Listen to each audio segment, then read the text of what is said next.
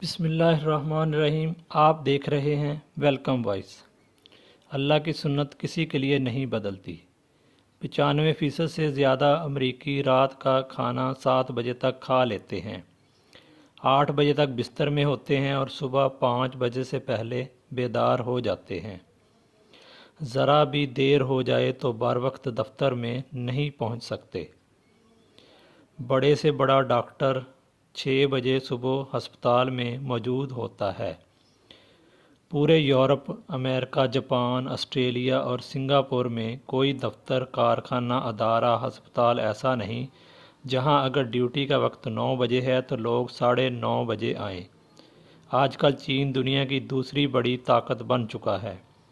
पूरी कौम सुबह 6 से 7 बजे नाश्ता, दोपहर 11:30 बजे लंच और शाम 7 बजे तक डिनर कर चुकी होती है। अल्लाह की सुन्नत किसी के लिए नहीं बदलती। इसका कोई रिश्तेदार नहीं, ना इसने किसी को जना, ना किसी ने इसको जना। जो मेहनत करेगा तो वो कामयाब होगा। ईसाई वर्कर थॉमसन मेटाकाफ 7 बजे दफ्तर पहुंच जाएगा तो दिन के 1 बजे तौलिया बरदार कनीज़ों से चेहरा साफ करवाने वाला बहादुर शाह ज़फ़र, मुसलमान बादशाह ही क्यों ना हो, नाकाम रहेगा। बदर में फ़रिश्ते नुसरत के लिए उतारे गए थे, लेकिन इससे पहले मुसलमान पानी के चश्मों पर कब्ज़ा कर चुके थे, जो आसान काम नहीं था। और खुदा के महबूब सल्लल्लाहु अलैहि वसल्लम रात भर या तो जंगी हिकमत अमली पर गौर करते रहे या सजदे में पड़े रहे थे। हैरत है इन दानश्वरों पर जो ये कहकर कौम को मज़ीद अफ्यून खिला रहे हैं कि पाकिस्तान 27वीं रमज़ान को बना था, कोई इसका बाल बीका नहीं कर सकता। अगर सल्तनत खुदादाद पाकिस्तान अल्लाह की थी तो क्या सल्तनत खुदादाद मैसवर टिप्पू सुल्तान की सल्तनत अल्लाह की नहीं थी?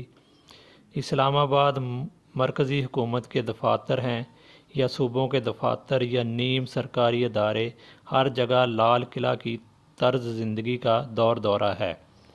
कितने वज़ीर, कितने सेक्रेटरी, कितने इंजीनियर, कितने डॉक्टर, कितने पुलिस अफसर, कितने डीसी, कितने क्लर्क 8 बजे ड्यूटी पर मौजूद होते हैं, जिसमें किसी को तो इसलिए मुस्नद पर नहीं बिठाया जा सकता कि वो दोपहर से पहले उठता ही नहीं, और कोई इस पर फ़ख्र करता है कि वो दोपहर को उठता है लेकिन पहर तक रिमोट कंट्रोल खिलौनों से बहलाता है। जबकि कुछ इस बात पर फ़ख्र है कि वो दोपहर के 3 बजे उठते हैं। क्या इस मुआशरे की इखलाकी पस्ती की कोई हद बाकी है? जो भी काम आप दोपहर को ज़वाल के वक्त शुरू करेंगे वो ज़वाल ही की तरफ जाएगा, कभी भी इसमें बरकत और तरक्की नहीं होगी। और ये मत सोचा करें कि मैं सुबह उठकर काम पर जाऊंगा तो इस वक्त लोग सो रहे होंगे, मेरे पास गाहक किधर से आएगा।